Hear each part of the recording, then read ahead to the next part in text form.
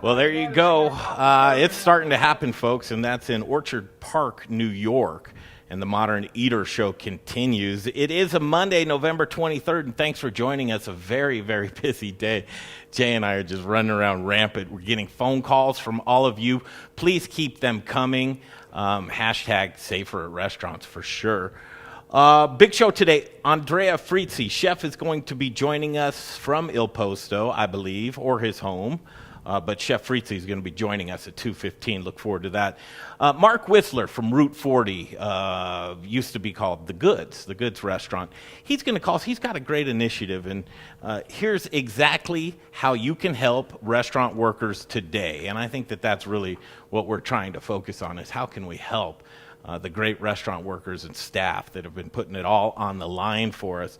And Brandon Camp from New Image, right, Jay? It's not on the sheet. New Yes, New Image Brewing Company. Fantastic. And then who's coming up at 3 o'clock? 3 o'clock is going to be either Josh Nurenberg or Chef Tajahi Cooke. Great. And chef does what? Chef Nurenberg? Tajahi Cooke. Oh, Tajahi Cooke. He's with Miss Betty's Kitchen, but they're part of a not a giveaway, but a fundraising and meal distribution for Thanksgiving. Oh, fantastic. They're giving away 2,000 meals. And then Chef Josh Nurenberg, who gave us a very thoughtful video that we played for you last week. A lot's happened over the weekend, but I want to play it for you again. Here's out of Orchard Park, New York, as business owners gathered at a gym, and they had an interesting afternoon. I'm going to play this for you, and then we're going to talk about this and what we're seeing here locally as well. And they don't want to lose their livelihood. I've lost friends, I've lost family who've killed themselves. I've seen clients die because they've lost their livelihood. I'm sorry to hear that. I know you are, and I'm asking for you to guys have some compassion for the people that have lost everything. We do have compassion for people who Okay, well, you need to go have compassion out in the parking lot. But this is private property. This is private property. This is private property. It's private property. Go get a warrant. Listen, man, this is private property. They're not wanted here. So do your jobs. Well, her job is... Well, no, your job is to remove people that are not wanted here. You have a We're wanted here. They're not. You have She's a health hiding your name department tag. She had her I'm name not. tag. It's right here. It's marked there. You can see my They're name just tag. doing their job. There we go. You should all be wearing masks. How come I'm not none of you doing have anything masks wrong. on? Don't worry about my health. My health isn't your You're concern. meant to be wearing a mask. It's a government Okay, well, mandate. then write me up. It's the law. Okay, then take me to jail. It's not the law. Then take me to jail. Show me the law. Show me the law. Show me the law. Well, I think we got to go, Jen. You have to leave. You guys have to leave. You guys need to leave. have to leave. Right now you're trespassing without a warrant. You need Mass to civil leave. disobedience You need to starts leave. now. You're trespassing. We're not Were you trespassing. You're invited onto the trespassing. property? Doesn't matter. Then We you're have a right to trespassing. be It doesn't here. Then get a warrant. Go get a warrant. You Bring need a warrant. Go get a warrant. Trespassing. Yes, you do. Come back with the warrant or leave. Don't write the law. Outside. No, go on your They've phone been asked to outside. leave several Go on your phone occasions. outside. I would really like it if you Where would did stop you hear a shouting at me. report I haven't from? done Okay, we anything would like to wrong. break the law. We would like to Where? break the law. Who reported Go it? leave. Who reported it? Who reported it? You know what? I don't know. Yeah, Because it's anonymous, right? Yes, It's it anonymous. is. They But it's a can't be legitimate anonymous. complaint. You need to It know can your be, accuser. You need to that's know. It not- cannot Okay, be wait, anonymous. you gotta go get a warrant. It It's cannot not be Health anonymous. Department. It You cannot be gotta anonymous. go get a You warrant. don't get to You gotta go write get the a warrant. policies. You It's don't get to code violate the enforcement. Constitution. This It does isn't not the matter. same You as don't that. circumvent or subvert the Constitution. Okay, Miss, you need to leave.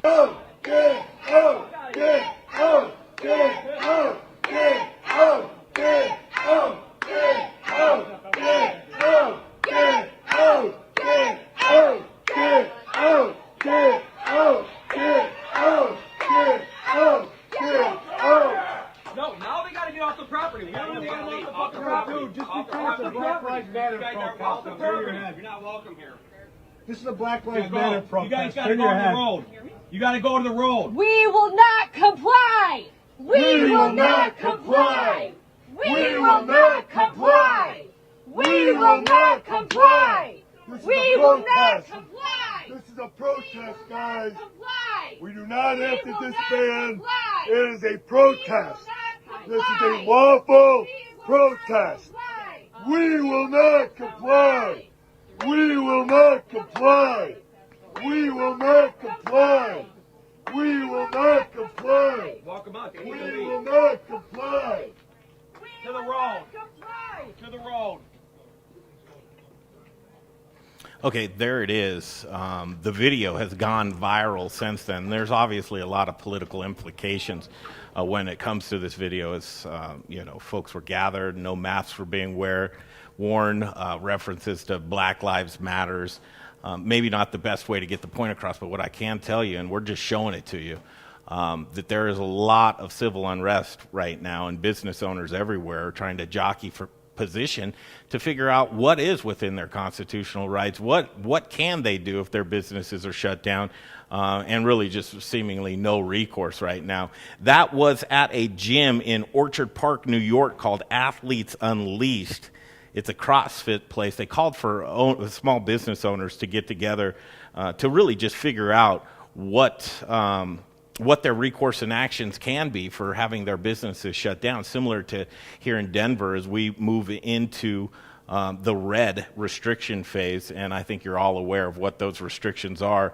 As a response to that, the councilperson, Councilman Connor Flynn, I believe his name, writes, "I'm aware of the incident last night in Orchard Park concerning a confrontation between a group of business owners and Erie County Department of Health. I thank and commend the officials for doing the difficult work of keeping this community safe. I've asked our town code enforcement officer and town attorney to review what additional actions the town can take against any parties that put their own needs above the needs to keep our community safe. We are all going through incredibly difficult time.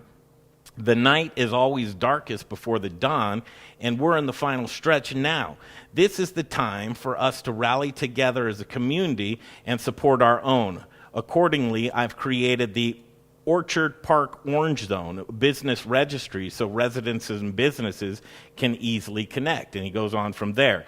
At the end of this, and this is on his Facebook page, I actually have a screenshot of that Facebook page so that I can show you. Many residents are scared for their own health and the health of their loved ones. If residents are aware of a violation of the Orange Zone rules, they can call our code enforcement office and then gives a phone number. And I don't really know what's involved with calling that phone number, but I thought we'd do it here today on air. Chef Andrea Frizzi is standing by. I do want to put a quick phone call into this phone number here, and this is a public phone number. Obviously, I'll identify myself when I call them, but I just want to see what this phone number is. It does seem like one of those tattletale phone lines here, 662-6430. All right, here's the phone number that they've listed on their Facebook page. Please choose from the following options. For Steve Bramer, Supervising Building Inspector, dial 2. For Dave Holland, Building Inspector, dial 3. For Tom Miner, Fire and Building Inspector, dial 4. For John Whitman, Building Inspector and Code Enforcement, dial 5. For Rainy Degree, Electrical Inspector, Code Enforcement, dial 6. For all general questions, please dial 1 for Natalie Naraki, Building Clerk. Well, let's try 1 for Natalie. Again, this is the Code Enforcement Office, and citizens have been asked to call this number if they see gatherings of folks together. Building Inspector, this is Natalie. How may I help you? Oh, hi, Natalie. My name is Greg Hollenbach. I host a show in Denver, Colorado, the Modern Eater Show. We're a very hyper-local based show that a lot of small businesses tune into. We are on the air right now. It's a live show, and I just wanted to call you because I looked at Connor Flynn's, councilman's Facebook page. He put this number, and it says, "Many residents are scared for their own health and the health of their loved ones. If residents are aware of a violation of the Orange Zone rules, they can call our code enforcement office," and then gives you a number. I'd just like to have more information about that because I think that there's going to be other folks that will be doing the same thing. So I'm just wondering what this line is designated, what kind of information you guys look for. This is the Building Inspector and Code Enforcement Office. However, I'm not sure of any of that information. I can send you to the voicemail of this department head. He's actually out of the office at the moment, but he will get back to you. So and thank you, I do appreciate that. So when folks are asked to call this line, it's a little unclear on whom they're going to be calling. So as Councilman Flynn's call to action to call this phone number, is this basically a line that citizens can call when they see gatherings of other folks that may need to be looked into from a code enforcement standpoint? I am not aware of anything of that at the moment. It's not to say that it is not, but I do not know the Code Orange protocol at this time. I can, like I said, I can send you to the voicemail, but I don't have any other information at this point. Have you had any other curious phone calls from folks that may have read the same thing that I have? And this is, of course, regarding the incident that's happened at Orchard Park in the Athletes Unleashed gym with other folks gathering, and there was a health enforcement officer or health code officer that was there that day. Do you know any information on what took place that day and if there were any code violations that took place? I do not. I'm not privy to that at the moment. Okay. Well, I appreciate it. I have a feeling as things go along here, you will be getting citizens to call you. So any information that I could get, who would you like me to contact again within the office? The department head, his name is Steve Bramer. Steve Framer? Yes. Okay. And is there a direct number that I can reach out to Mr. Framer? He is extension 2, if you call the same number. Extension 2. Natalie, I really appreciate your time. Thank you so much. You're welcome. Okay, bye-bye. Well, that's the number to call. Seems down there. I don't know. So we do have Chef Andrea Frizzi. We're having folks just sound off again today. And relief seems to be, like, where is the relief? Federal end, they're dragging feet. Local end, Governor Polis last Wednesday came out to say that we're putting together a special session for our Congress here to basically figure out how we can get you some local relief. They did say that they had $200 million that they were going to try to put aside for relief and targeted to our most vulnerable businesses. I've yet to see anything come from that as well. So we'll talk to Chef Andrea Frizzi next on the Modern Eater Show. Hey. What's going on, everybody? This is Brother Luck from Lucky Dumpling, 4 by Brother Luck in Colorado Springs, and I am rocking with the Modern Eater. You're watching them, you're tasting them, you're knowing everything there is to know about Colorado. Hi, Charlie from Brews Beers here. Our new Belgian Abbey 4-pack is a mixed package of the 4 core beers made in Abbey and Trappist breweries in Belgium. So we have a single, a double, a triple, and a quadruple in one package. Now, quadruples are the emperors of Belgian monastery ales. They're dark in color, with a dense tan head, and alcohol ranging from 8 to 12%, so they're pretty strong.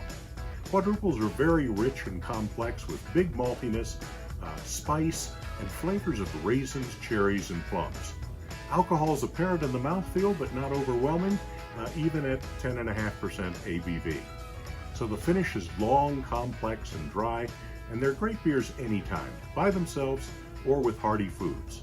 Pick up your Abbey 4-pack at either Brews location, 67th and Pecos, or at Colfax in York, and at fine liquor stores throughout the Denver metro area.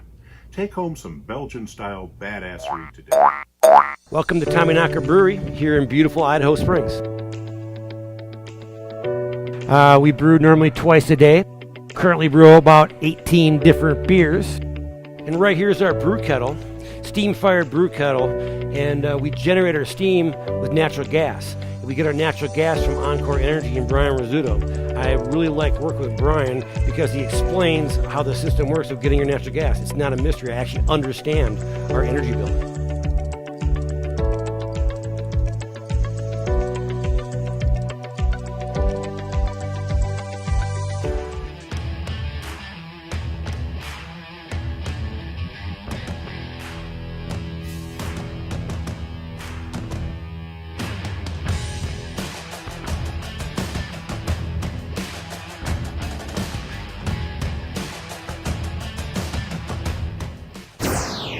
You're watching The Modern Eater, and now back to the show.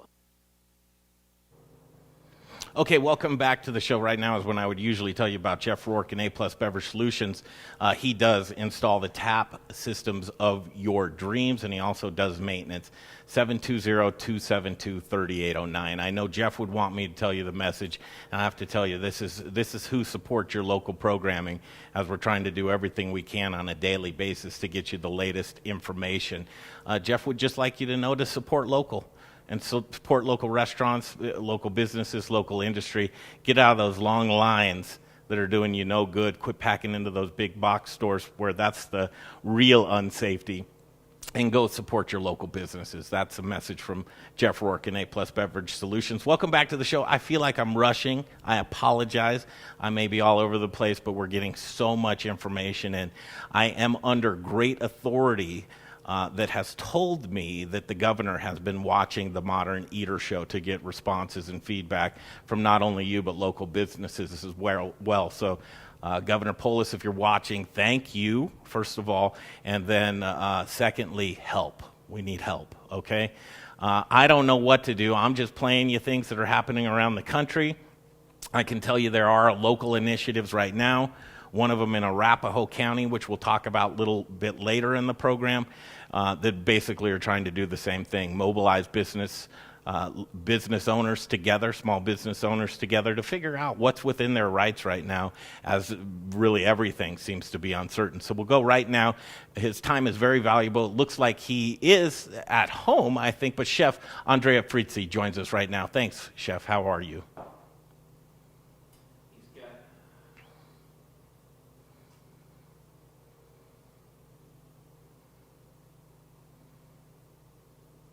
You hear me? Yes, Chef.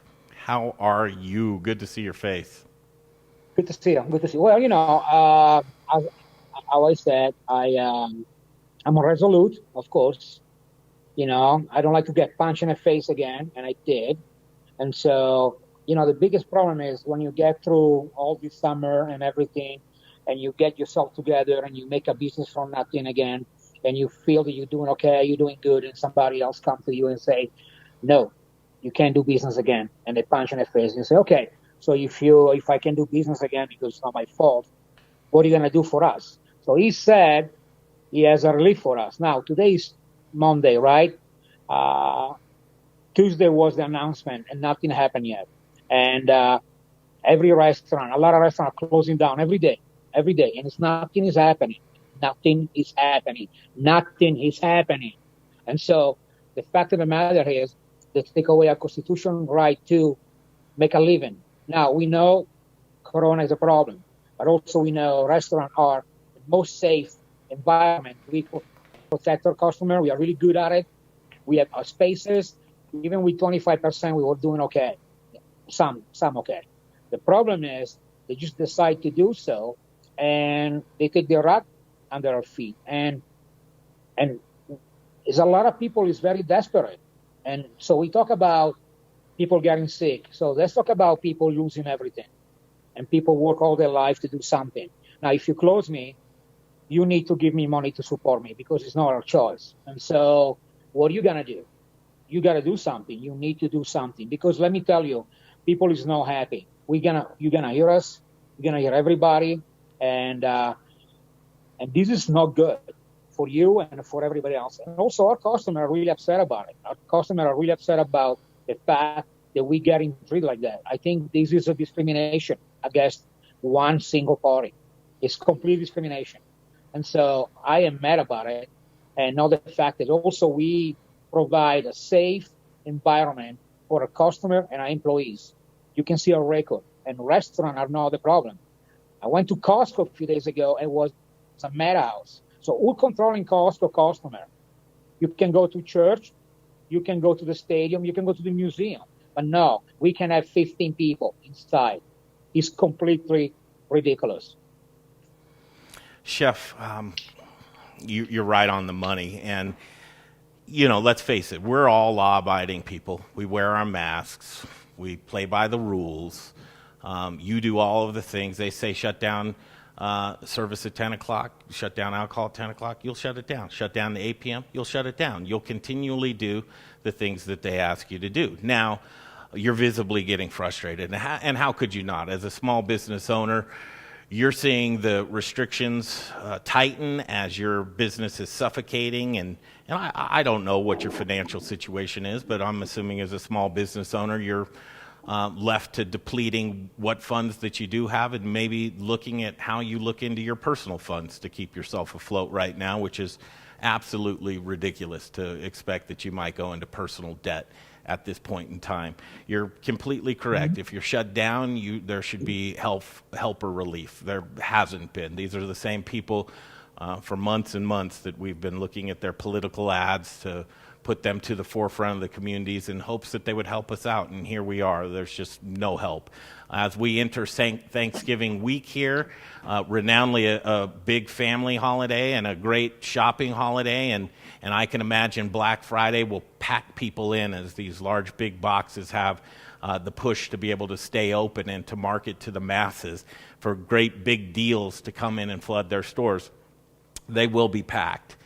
Your business will not be. As we see the division from small business and large business, the gap becomes wider and wider and wider, and the attrition for the small person and their businesses seem to be going away. Business owners everywhere are starting to gather, as we've seen that in Orchard Park, New York. Now, maybe their method wasn't the best, but they wanted to get together and they wanted to explore their options. What are within their legal rights? And I've said it time and time again, when restaurant and bars become outlawed, restaurant and bar owners will become outlaws. Where are you are you at the point to just roll over, or are you going to stand up and fight? Well, I'm not going to do any civil disobedience because that is not the way it works for me. I don't think that's the way to go. But I don't see it that way. I always want to be a law-abiding citizen. I want to be right for my people, my community, for Rhino, for my employees, the best I can. The problem on the fact is this. Let me ask you something. Everybody working in government, is any of these people got laid off? No, right? So everybody work for the city, they got laid off? No, they get paid. Now, no one of these people, from the governor to the clerk, they are afraid not to get a paycheck the next day. So they don't know the thing. So I have to follow people, tell them they come tomorrow. We have to stretch the schedule.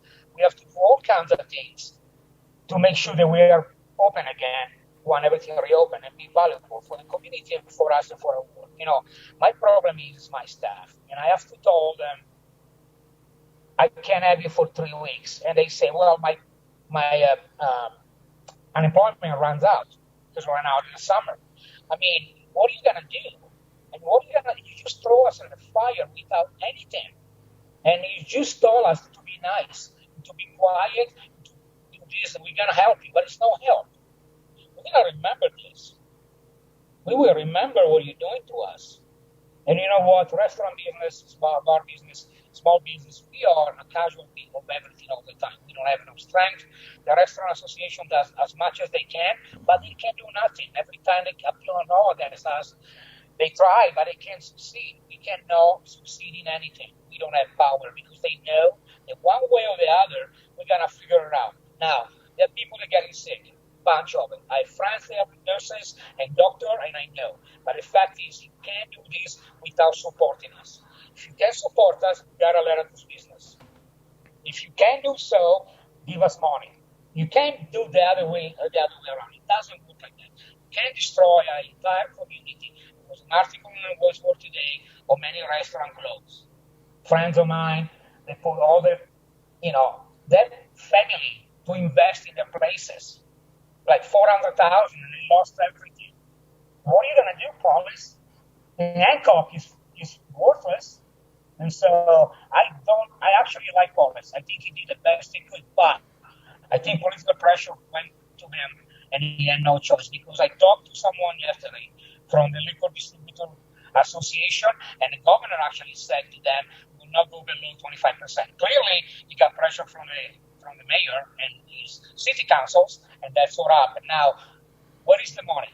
What are you going to do about it? You're going to tax sales taxes? You're going to cut payroll taxes? Mm-hmm. What are you gonna do? What are you gonna do?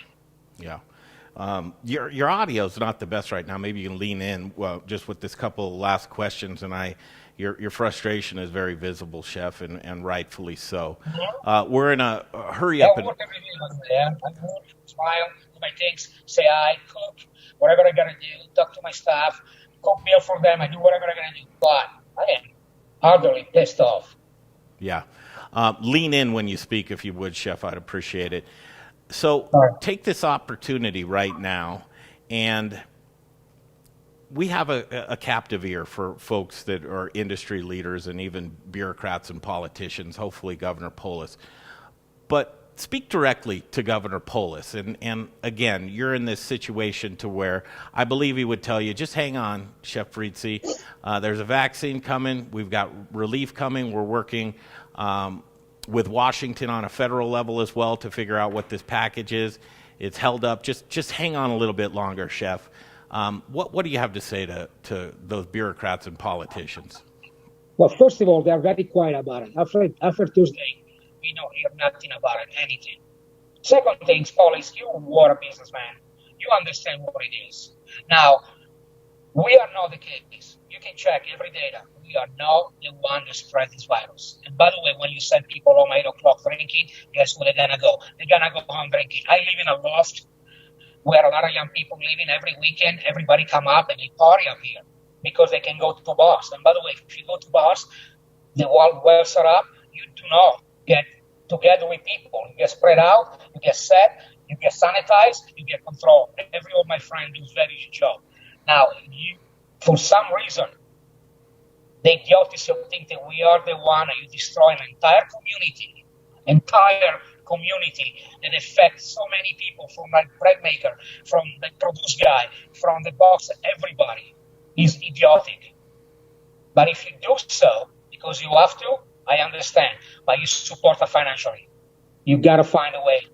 But now, every day is past, and I'm frustrated because I know you're a good man. But I don't get it. I really don't get it. Thank you. You're welcome. Take 30 seconds and talk about what you're doing with your restaurant, because regardless, you've got to continue on, and I know you do a lot of cool creative things. Take 30 seconds before you take off. So we bought every single eater we can buy, from Amazon to Home Depot. You know, we're spending like $150 a day in gas tanks, propane gas tanks. Okay, we make a pie shop. So for Thanksgiving, we sell a lot of pie. We do meal kit, but nobody's buying to go anymore. Everybody's over it. Nobody's doing delivery anymore. They're buying pizza. Everybody's over this. It's over the fact that they cannot have a life. And I understand the situation, but at the same time, treating people and destroying life like that is just damaging. You got to find a balance. Now, we are, as an industry, the most creative and resilient of any industry. I think you guys banking on that. You banking to the fact that we're going to fucking figure it out. That is not right, because when we did so much this summer, this fall, the springtime, and we made it, some of us, and you are so dry and depleted inside, and then all of a sudden you went to 25, and then you take it away, and we have to start again without help. It's no help. You ask for self-taxes anyway. You give parking ticket anyway. All these things. And so it's no help. You know, when it's no help, is the most frustrating things. Then people get really upset. Because if it's help, we work. You said, Polis, that we are a community. Guess what? We are not your community. Everybody else is, not us, clearly, because nothing is happening for us. And if you have to close up for health issue, I understand that. That's fine. But you're supporting us if we are one. So what are you going to do? I know what I'm going to do. I'm going to support you and your family and your business and get down there and get some food from you and some pies. I love those pies, man. Yeah, we do. Last year, my pastry chef is amazing. He's doing a great job. We did a video today. If you check my Instagram and Facebook, you know, we are doing gift basket. We're doing so many cool things. My partners, by the way, are amazing. They are supporting in this. Without them, I will not be here right now. So thank you. But the fact is, I can be quiet, silence, and wait, everything go away and do my things, but I don't want to be that person. The people, friend of mine, that lost everything.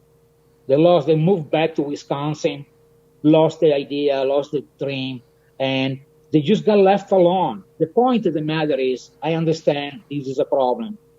I have friends with COVID. A lot of people didn't get sick. A lot of people got sick. This is not fake news. This is a real deal. And my family is in Italy. They are shut down there too. The problem is you leaving us alone. We are alone in this. And that's not why I came here. I became a citizen September 21st because I believe in this country so much. I believe because this is my home. Okay, I came here.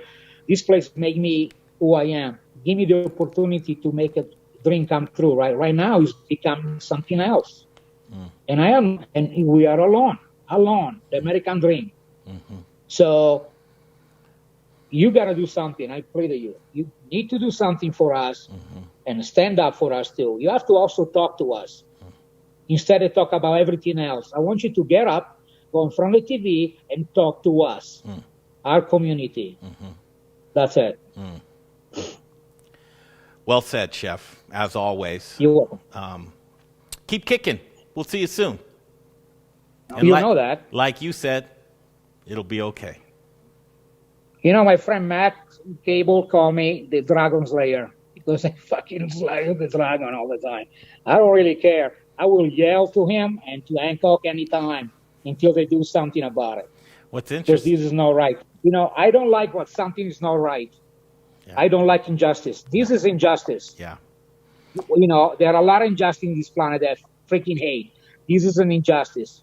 Okay? Yeah. So do something. I've seen Enjoy you. your day, buddy. Yeah, I've seen you go from very patient and motivated to rallying the folks around you to right now I'm seeing that frustration come to you right now. So I'm hoping that something does give in the next few weeks here to where some relief is found, because I don't want to see you get any worse than this. I really don't. No, because it's no way out. And guess what? You're only gonna get the big corporation, and your community is gonna be shit. Okay, do you want a shitty community? I'm just asking you, Paulis. That's what you want? You want a Cheesecake Factory everywhere? All right. Yeah, we're not going to let it happen. Okay, we're stronger in numbers. All right, we'll see you, Chef. Thank you so much. Ciao. Have a good day. Feels like we're playing Bye-bye. catch-up, Jay. I want to just push everybody up so that we're giving everybody their appropriate amount of time, as it is 2:41 in the Mile High City, and I want to take a deep breath and take in what's happening here. Mark Whistler is standing by from the Colfax Museum, otherwise known as Route 40 Cafe. We're going to catch up with Mark here in the next segment as, again, the big news is the viral video. And this is happening everywhere. This just so happened to be caught in video as the health department looking for code violations of some small business owners that gathered in a Orchard Park gym in New York. And that gym is called the Athletes Unleashed CrossFit Gym. They caught it on video. And business owners are getting together. I've said it time and time again. When restaurants and bars are outlawed, you're going to start seeing restaurant and bar owners become outlaws. I'll play a little bit of this clip and we'll come back with Mark Whistler. That'll be next on the Modern Eater Show. You gotta go get a warrant. It's not how health department. You gotta go get a warrant. You don't get to write the policies. You don't get to violate the Constitution. It does not matter. You don't circumvent or subvert the Constitution. Okay, Miss, you need to leave. I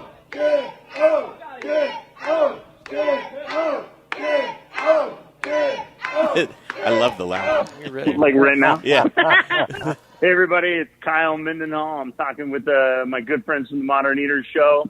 Keep supporting them. There's a lot of good stuff happening.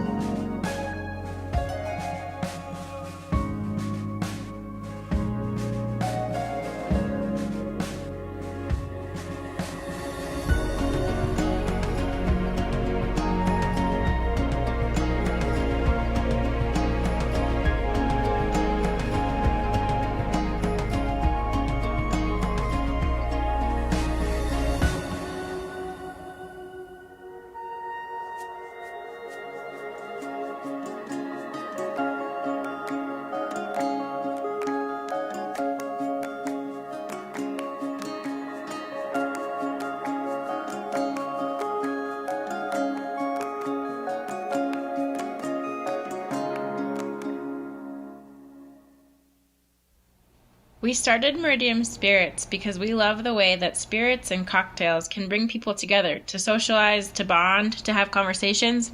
Well, right now we've got some big conversations to have. Coupe Vodka and Coupe Gin are available at liquor stores across the metro area, but if you can't find us or would like to have us behind your bar or at your restaurant, send us an email, info@meridianspirits.com. We know things are a little different these days, but think of us the next time you're planning a virtual happy hour or a socially distant picnic. And keep an eye on our social media, Coupe by Meridian, for all the latest and greatest. Hey guys, it's Caroline Glover. I'm the chef owner of Annette out at Stanley Marketplace. Citrus is about to be in its prime. I just want to thank everybody for showing so much support to small local restaurants in this really hard time. And you're watching the Modern Eater Show. I'm fine with that. All right, back to the show in just a second, you guys. Before that, I want to talk to you about Aspen Baking and aspenbaking.com.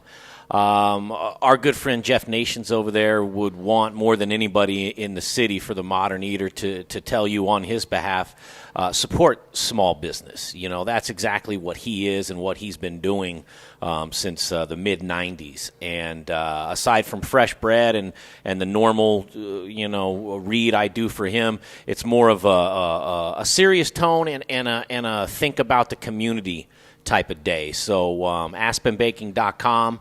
For Jeff Nations and the Modern Eater, we say support local and do your part. We appreciate it. Thank you.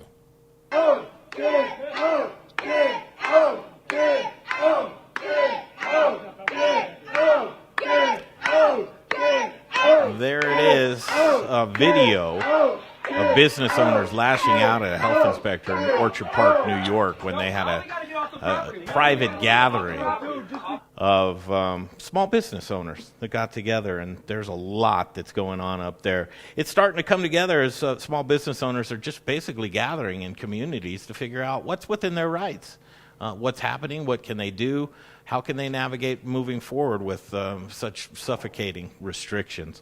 And it's a terrible thing because it's really just trickling down in our communities to where this unrest is it's causing an amount of uncertainty to where, I mean, look, I don't have the answers. I'm trying to just get everybody on this show to be heard, show different perspectives and points of views. And look, if you want to take this video and look at it and examine it, you're welcome to. It's posted on the Modern Eater Facebook page.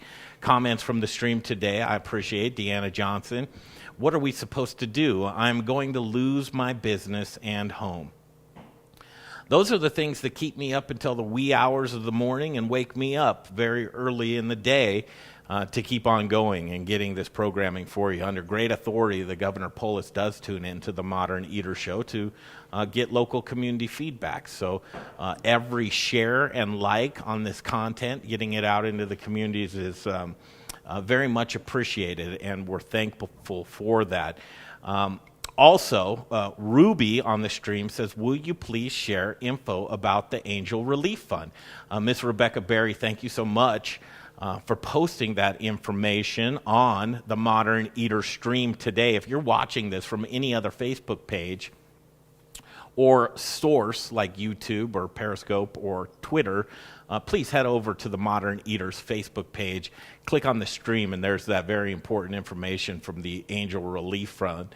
The Colorado Restaurant Foundation wants to express concern for the situation faced by so many in the restaurant and hospitality community.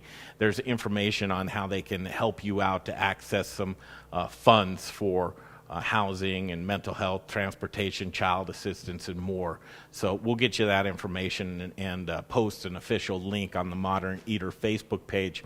One of the gentlemen that I really respect, I think he is Mr. Hospitality, and I just love to see him when he's at his finest. And he just does so much for our communities behind the scenes and in front of the scenes. He's probably one of the most well-connected guys that I know. Everybody loves him. I want to welcome him back to the show. His name's Mr. Mark Whistler, and it's good to see your face. Hey, guys. Thanks for having me on today. I really appreciate it. Absolutely. It's nice to see you guys. It's been too long. I know.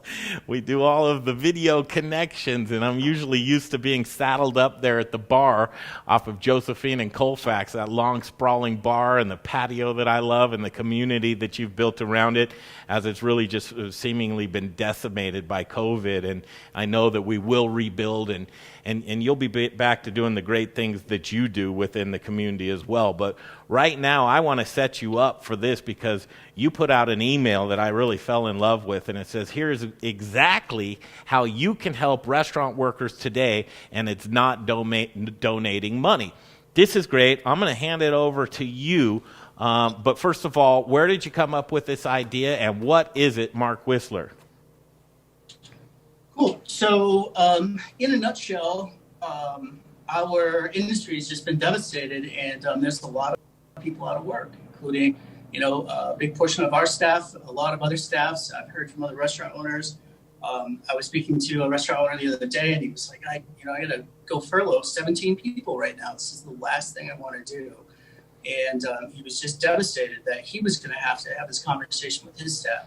So, one, the issue is there's a lot of people who don't have work, and we're going into a holiday season. It's just awful that these people who want to work, and there's no other assistance out there. People are running out of their employment benefits. There's just, what are they going to do? And so over the last couple of months, I've actually had a few customers call me up, and they're like, hey, Mark, we know you know a lot of people. We're just wondering, I need some boards put up today. Does any of your staff want to help us? And so, literally in each situation, I was able to make a couple phone calls. And of course, people were like, yes, I'd love to work.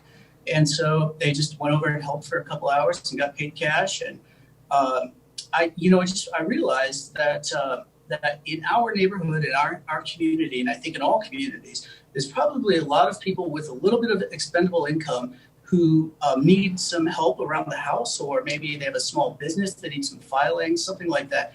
And what we're talking about are small household jobs, small office jobs, but there's no one central place to list those for the restaurant industry.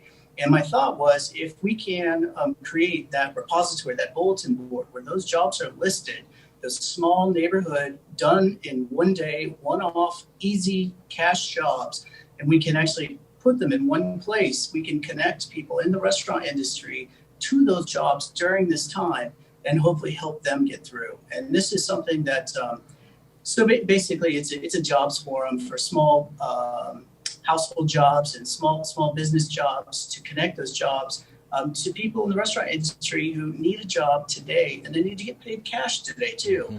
So, I think, so I just put it up last Wednesday, and I haven't checked yet this morning, but as of last night, I think there were 150 subscribers already, and I hadn't advertised it at all. And so what's happening is we've had this massive flood of what looks like restaurant industry people who, so clearly they need the jobs, they need the work, and they need the money.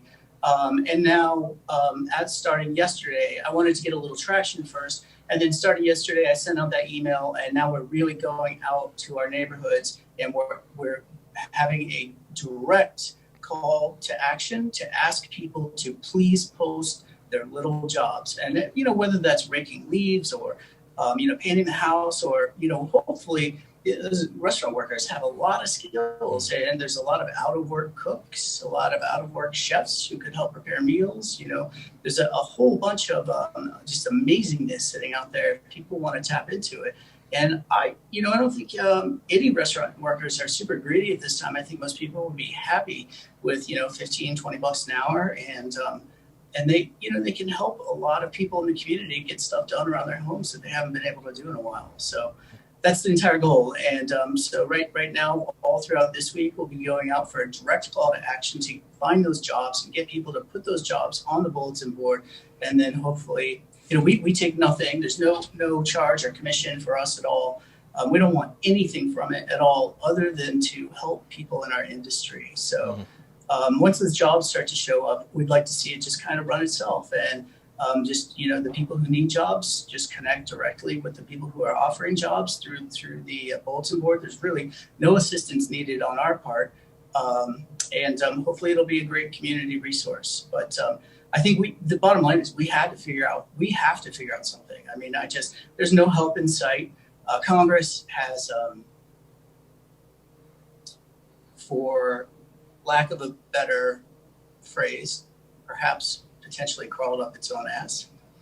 And I'm really disappointed. I think a lot of people are disappointed with the amount of support that we've received from Congress.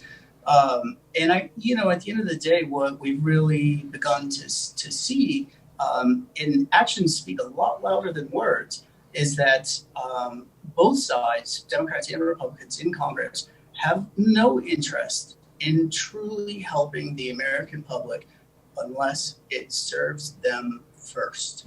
And I think that's a big problem. We have an issue. And the other part of the issue here too is that there's no help in sight right now. And it's definitely probably not going to happen in the next 4 weeks, probably not before Christmas. And you know what happened? Everybody was talking about stimulus before the election when it served them well to when they thought they were going to get votes from it. But now that the election's over, those conversations have muted quite a bit. And, why would Congress care? They haven't missed a meal. Their paychecks are still rolling in. Why would they care? They have no idea what it's like for so many in our industry to really be hurting right now. And I think if anything, we want to proceed with empathy. We want to proceed with sympathy. And we just want to try and help as much as possible. And we're not in a good position ourselves as a restaurant, but it doesn't mean that we can't help. And it doesn't mean that we can't have a positive attitude. And I think that, hopefully at the very least, we can help solve some of this problem from within. And hopefully eventually Congress will get their act together and realize that, that their job is to help and sacrifice for the American people, not for themselves. Wow. First of all, congratulations. I've never seen anybody talk for 5 minutes without taking a breath. That was truly take a breath. Mark, I posted a link on our stream today to that jobs board, that forum. I think it's just a great creative idea. I hope people look into that. And I'm sorry, you're so right. I mean, restaurant folks, front of the house, back of the house, the very talented, creative people. It can span from a small job to helping out with household chores, but it can go to, do you have a larger job? Maybe there's some programming out there that you need, or do you need a system installed? There's a lot of tech stuff. One thing that I'm afraid of is you get these guys and gals from the restaurant business onto this job board, and then all of a sudden they figure out, you know what, I'm just going to move careers altogether. Forget this crazy business. I'm going to get into something else. But no job too small, too large. You guys take care of it. There's two portions of this. You need folks that go in there and they're looking for that side hustle or that cash, that immediate cash. And then there's folks that should post if they have something that they're needing to do with their business. And really just a great idea. There's one thing for certain that we're seeing, and yes, you're right, as we look to the politicians, the bureaucrats and politicians, for that relief to where we're like, okay, now we're flat-footed. We put all of our hope and relied on you, but it's coming back to what we knew all along. It's going to be within our community. It's going to be us that have to uplift each other to help each other out, and it's right back to the basic things. So as we look in retrospect, if time comes again, we want to make sure that our community and our leaders, and we have a strong voice, that the effort is just for us and our communities. It's more important than ever. Mark, give us some final words. I've said it before, great authority that the governor's been watching the show. He could be watching now. What would your direct message to the governor be? I get it. He's in a tough position, and I think he's doing the best job he can.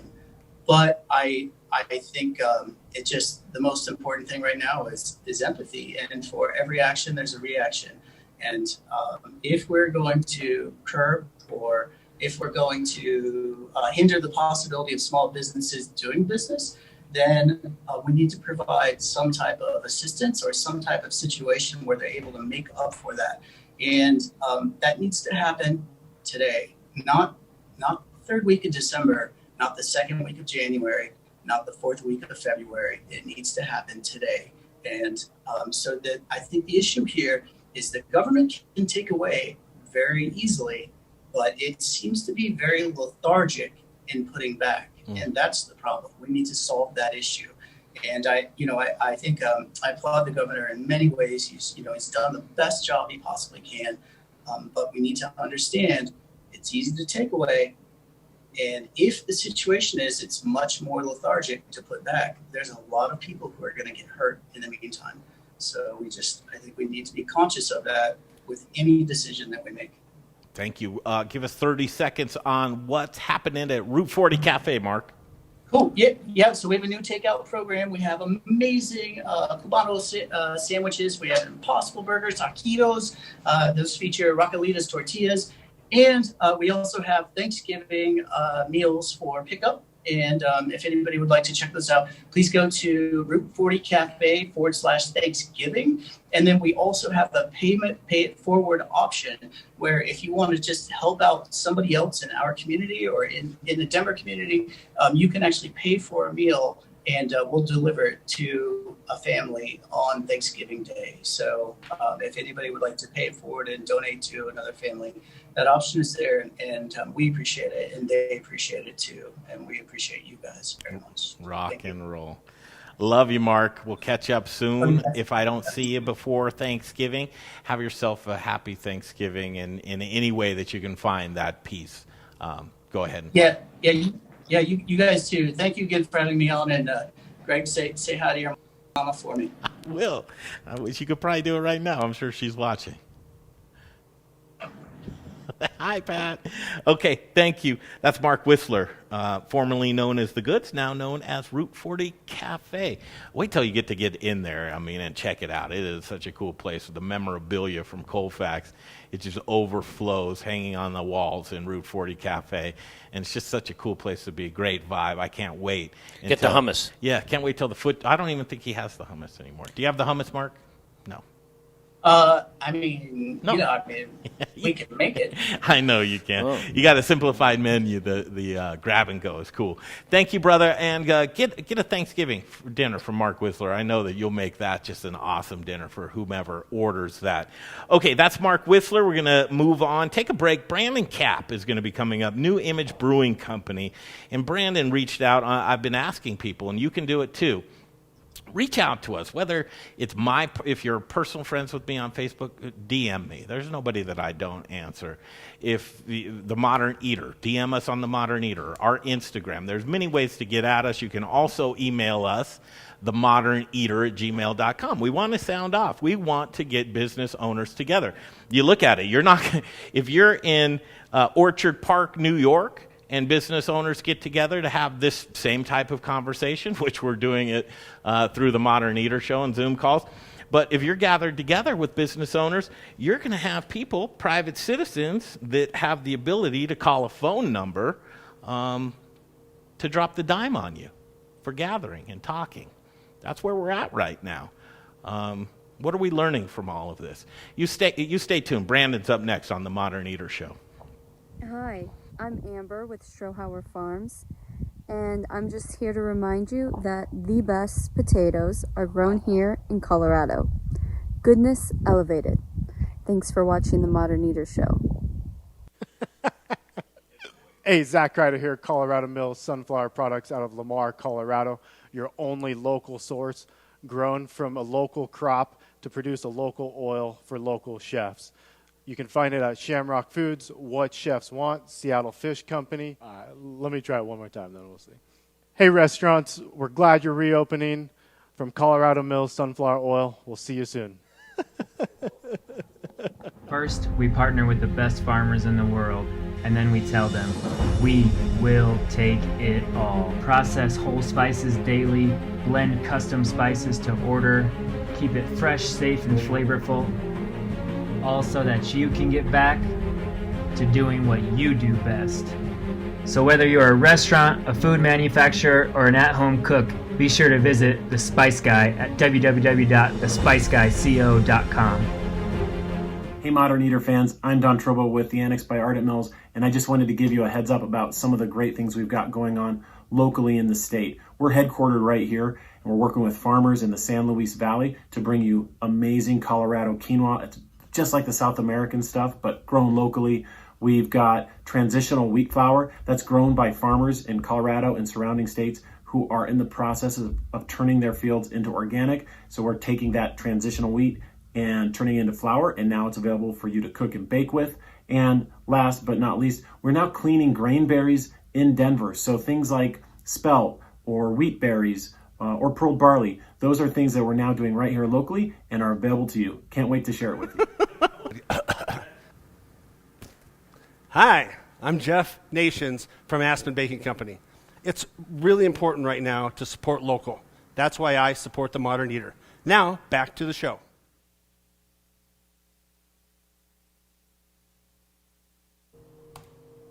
And they don't want to lose their livelihood. I've lost friends, I've lost family who've killed themselves. I've seen clients die because they've lost their livelihood. I'm sorry to hear that. I know you are, and I'm asking for you to guys have some compassion for the people that have lost everything. We do have compassion for people who Okay, well, you need to go have compassion out in the parking lot. But this is private property. This is private property. This is private property. It's private property. Go get a warrant. Listen, man, this is private property. They're not wanted here. So do your jobs. Well, her job is... Well, no, your job is to remove people that are not wanted here. We're wanted here. They're not. She's hiding her name tag. She had her I'm name not. tag. It's right there. It's right there. You can see my name They're just tag. doing their... All right, and it goes on from there. That was a gathering of business owners at a Orchard Park gym called Athletes Unleashed, as the health inspector with, it looks like sheriff and canine, comes in to, I guess, figure out what's going on, see if there are any violations. And I think that this is probably going to be a certain theme, as I know you know that restaurant and bars right now have been threatened their liquor licenses for non-compliance. It's an interesting situation as everybody's just in this holding pattern of hurry up and wait.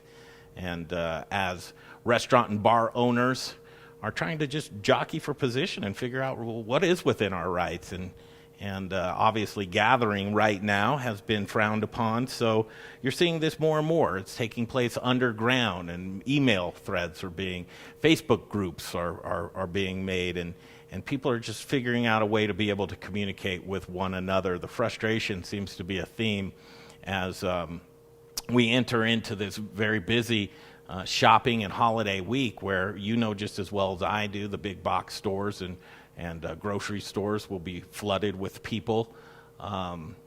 Small businesses will be suffering, and the division between small business and big business will get greater.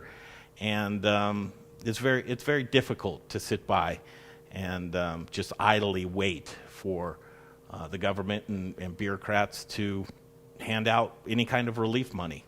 This just doesn't seem to be on the horizon, and tensions seem to be getting thicker.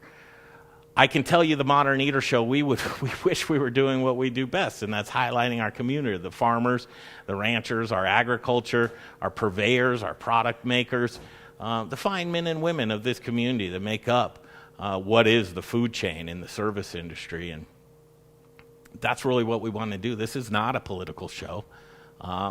I sit on the fence. I think both parties are full of themselves and a lot of infighting, and I really don't take alignment with any of them. I think they're all full of crap. One thing that I do know is that our communities and the strength of our communities and our ability to have conversation is very much so needed. So when I see out of Orchard Park, New York, a Facebook posting from Councilman Connor Flynn that asks for residents that if they see anything herky-jerky or folks coming together and communicating, or maybe a gathering of a protest, to call code enforcement office. And we called that number live on the show today, You saw where that got us, but that's interesting as developments happen. So as I ask you to reach out to us here at the Modern Eater, and we just want to hear from you. What are your thoughts, your concerns, your frustrations? We're letting everybody talk. We're a pneumatic tube. We're just taking it all in, and where the chips fall is where they fall, but communication is paramount right now, and that's where this gentleman comes in. His name is Brandon Kapp, New Image Brewing Company, and we welcome you back to the show. Brandon, how are you? Howdy, I'm doing all right. What are we getting ourselves into, huh? Small business owner, first of all, take 30 seconds to talk about New Image and what you guys do. Yeah, so we're a brewery in Arvada, Colorado. We have a production facility in Wheat Ridge the plan was to open a tap room there this year, but this didn't really feel like the year to open a tap room. So that project's in progress right now, but pretty well known in the beer community, mostly for our IPAs, probably first and foremost, and then probably second to that, sours and stouts. But yeah, we've been around for about 5 years now with our location in Old Town. And then, yeah, that's more or less what we do, make beer, make people happy. Man, those were the days, huh? You'd be on this show right here, and we'd be talking about beers and the notes and the profiles and how to get a special release and just the cool things that are happening in the tap rooms. Those days are on hold right now, but now we're to the point of really just voicing our concerns and frustrations. So lay it on me. What's your mindset? You reached out to us, and I really do appreciate that. What's on your mind today, Brandon?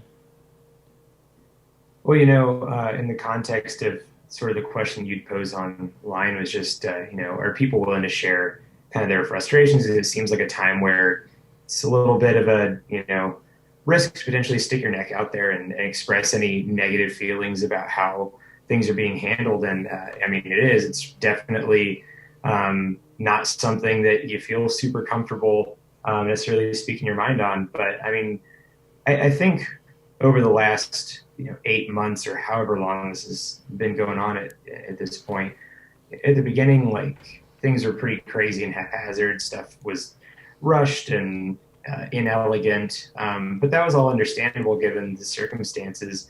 And during that first shutdown of 8 or 12 weeks or however long it was that we were closed, that might have been quite a bit longer than that actually, but I was thinking, I hope that they at least reopen us with some kind of reasonable notice, because it takes time to prepare for this stuff. Not only are we a restaurant and tap room where we have to prepare for shifts and, think about staff and think about supplies, like, we're also a brewery and we operate on a multi-week production timeline. So, but even when we got reopened, it was like a 48-hour notice that we got reopened on, which made it really difficult for us to do so in a way that felt, as good as we would have liked. We ended up kind of waiting almost, I think, a week or two after we were allowed to open and reopen, and then getting, closed down again this month. It's been frustrating because, we've been spending tens of thousands of dollars on new equipment and new procedures and, all this stuff to try to prepare for, winter, including heaters and tents and just all this stuff. And these rules just roll in at the last minute, and you just can't help but feel like we're getting kicked around. And, it's hard. Like, everyone wants to do their part to be a part of the solution and not worsen the problem. But then, going and looking at the actual case data that the state's reporting and seeing the same information they're supposedly looking at, it's a question of why our industry is being hit so hard when we're such a small portion overall of the caseload and the reported outbreak centers. So I think overall, like, the feeling amongst a lot of people in our industry is like, we're trying to keep a smile on, we're trying to, like, be strong for our staff and for ourselves, and it's just really hard getting kicked around so much, and finding out all this stuff at the same time as everybody else too. Like we find out what the new rules are for us at noon or 2 or whenever Polis gives an announcement at the same time as our employees and the public. And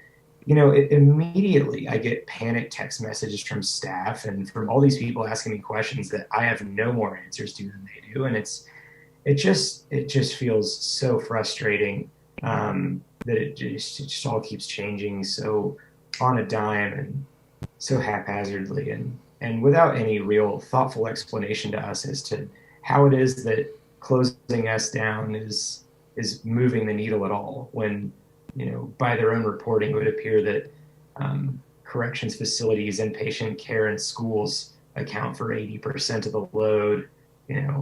Why are we being thrown around so much? So, well, great, thank you. And you said a lot there. Let me ask you a couple of questions. With all of that in mind, do you believe that you should be open for business as normal right now? I don't think anything should be open for business as normal. I think new normal, where if you look at the data for what happened after we reopened in June as an industry with food and beverage, and the trends that started then, there was an uptick starting to really show immediately after retail reopened. And then after the mask mandate, we started to see case data really go back in the right direction pretty immediately. And, to me, what that says, and mind you, this was summer and people were doing more, outdoor dining and things of that nature, but there was quite a bit of indoor dining as well. It certainly seemed like the procedures that had been put in place for how we were supposed to operate retail at that time, 50% capacity, was doable. And quite frankly, from a numeric standpoint, it was by no means anyone's favorite time of the year. But it was certainly doable, at least from the perspective that we had. And if you really look at when this new wave just absolutely skyrocketed, it can't help but notice what it aligns perfectly with, which is just the reopening of schools. And I certainly don't think that it's fair to conflate is keeping your bar open more important than kids going to school? Well, I'd say they're not exactly related. I mean, before COVID and before everyone in this world was super aware of germs floating around, we all thought schools were cesspools. I mean, it's just kind of a colloquially understood thing that if you're a teacher or a parent, you're probably going to get sick within a month of your kid going back to school because stuff just spreads there. Yeah, we call little kids time and time again little petri dishes as they run around with germs and grubby little hands. So do I think we should be open as normal? Not normal circa 2019 and before, but circa summer 2020 when it seemed like what we were doing in terms of procedures was at least keeping us at a steady caseload and not overwhelming hospitals. Mm-hmm. Yeah. And, having us already been shut down now once voluntarily in the last month due to someone testing positive, I can speak to the fact that every scare that we've had thus far has come from personal contact outside of work. And we haven't had a customer transmit to a staff or vice versa, or even a staff transmit to another staff. And, we've at our own expense implemented weekly testing for staff. We're jumping through all these hoops to try to make this work. But the thing that we're seeing is that it's not us. It's not coming from us. Mm-hmm. And wearing masks and being careful and using the procedures we've implemented seems to be working, at least insofar as making it slow enough that it's manageable. And to know that it's very likely, very much more likely, personal gatherings in schools and things that are just entirely out of our control that are causing our doors to be closed is just incredibly frustrating. And to be going through this much personal sacrifice without really seeing how it is that we have any positive impact is really frustrating. Well, look behind you. You see that on your shelf, the alcohol, the bottles. I think you can blame it on that because the consensus is from the governor's office that when you have a couple of those, you lose all space and time and reality, and those libations are going to make you lay on your tap room floor with 50 of your closest friends in some sort of orgy. Yeah, I don't know why when, like, in times of crisis we all become Puritans again, or at least the politicians. It's really frustrating. And I mean, this year has highlighted, something that a lot of people in the industry kind of deal with on a regular basis, is just how many ridiculous rules there are around this substance that everyone uses. I understand that there's precautions that need to be taken, and I believe in licensing and proper alcohol service. But yeah, I mean, to your point, we're just kind of the low hanging fruit and the easiest to kick around, in part because we're kind of used to it. Like, we're used to these rules that don't make any sense, and we're used to health inspectors just coming in and dictating how we get to operate on a monthly basis, even in a non-COVID year. So true. Let me do this with you, Brandon, before we take. I really appreciated this conversation. Just a well thought out, organized thoughts, and you just like the rest of us. We all want to abide by the law. We don't want anybody harmed. We want to wear our masks. We want to do the right thing. But we also want to be open for some sort of business, to be able to, so that you're alive on the other side here. Relief doesn't seem to be anywhere in sight right now. Look into your crystal ball. Tell me where your thoughts are, where your business is, people around you. Give it another month with no relief in sight. What do you see? I mean, I would say that as far as our business goes, I'll say that we're fortunate. For one, we're also invested in another revenue source, which is off-premise retail liquor stores, as well as our own to-go from the brewery.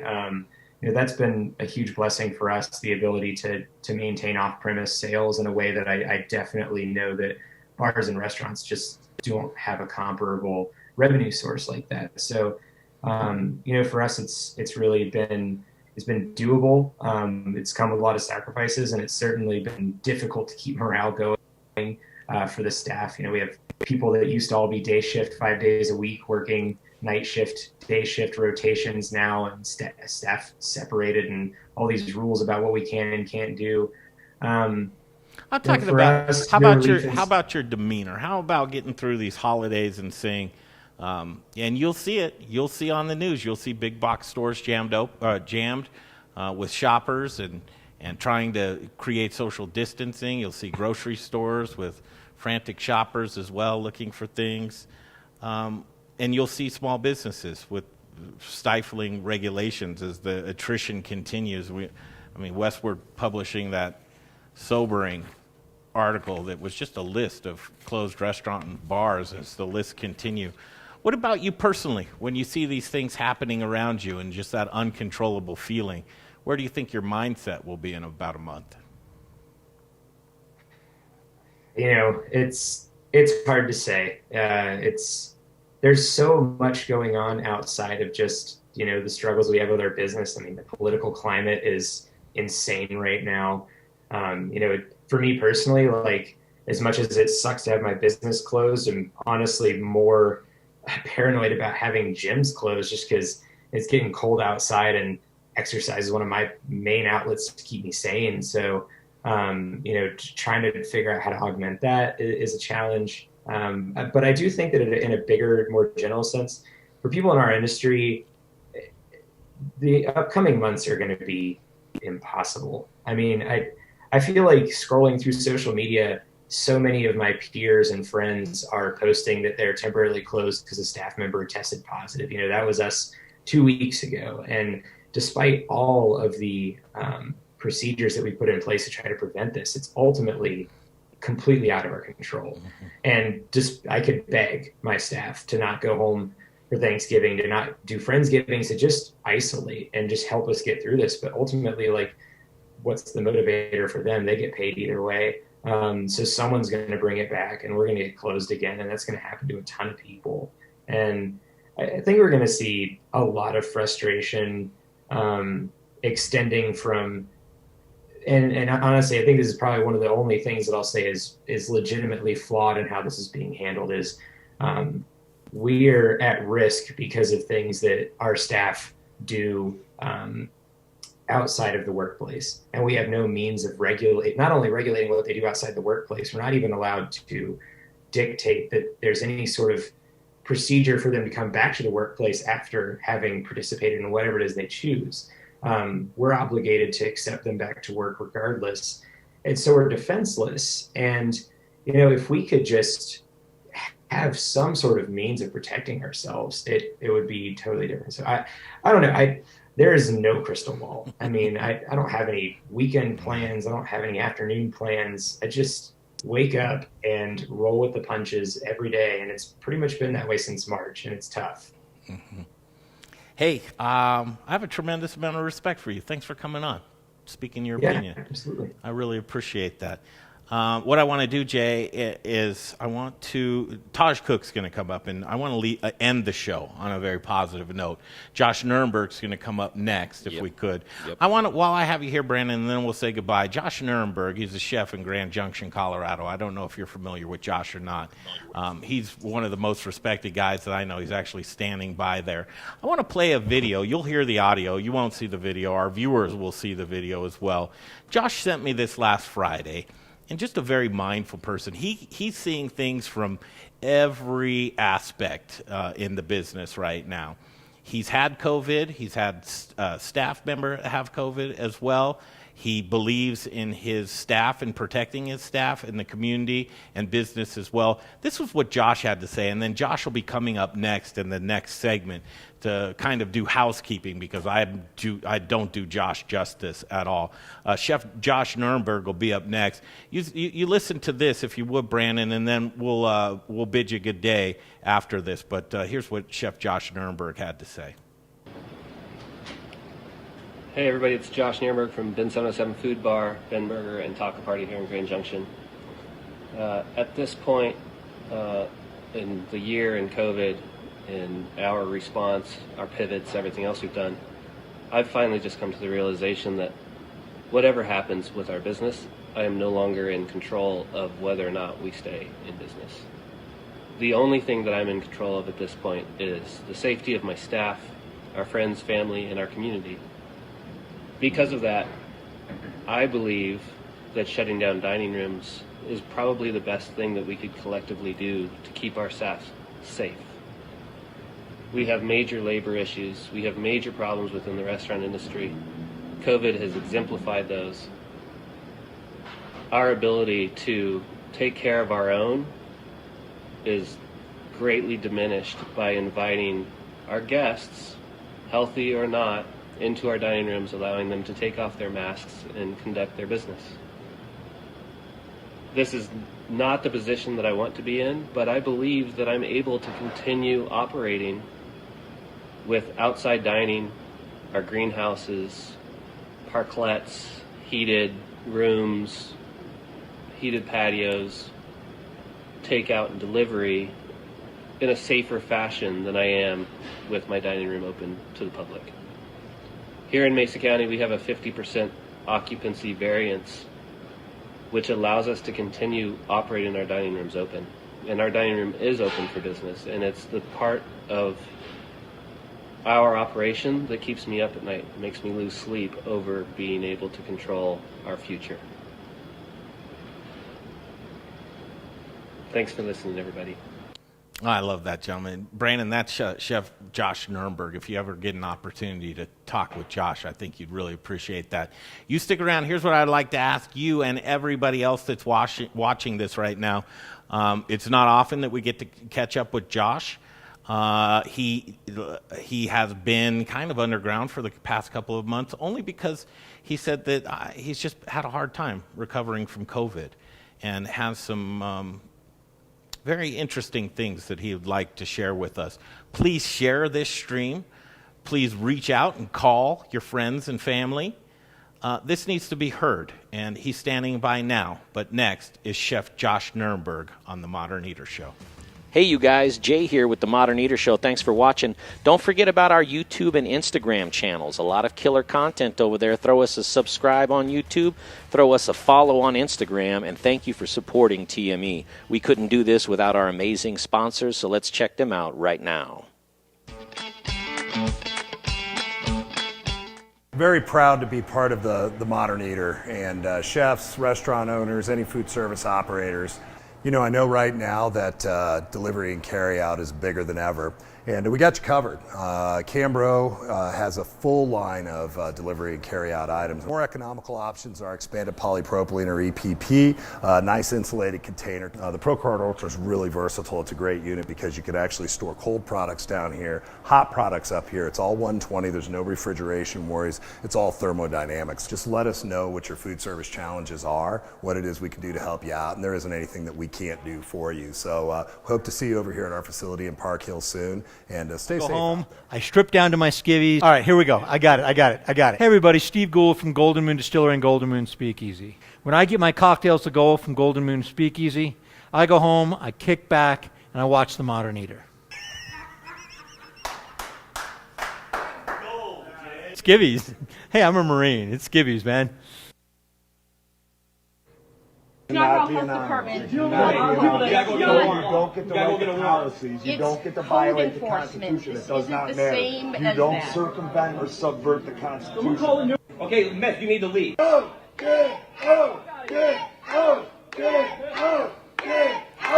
There it is in Orchard Park, New York. That's the chance of get out from a local gym that was having a gathering of businesses.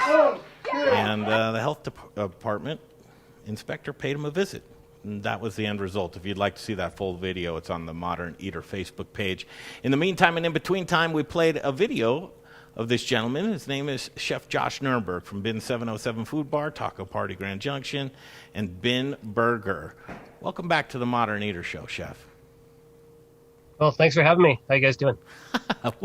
Man, I can't make ups and downs or rhymes or reasons of anything right now. And like I said to you last time that we talked on the telephone, you could convince me of anything right now, Chef. Leave dining rooms open, close dining rooms. Again, we're just the pneumatic tube where people are sounding off. There's one thing for certain. People are frustrated right now.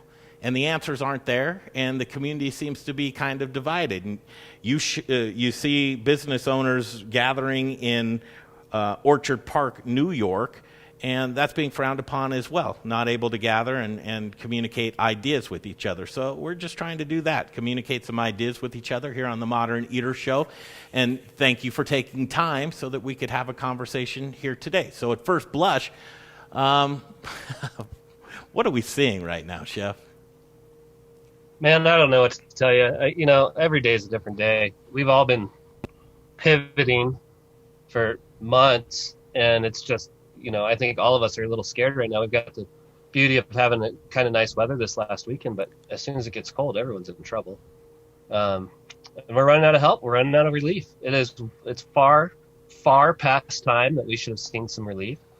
You guys heard what I said last week and what you and I had talked about a little bit.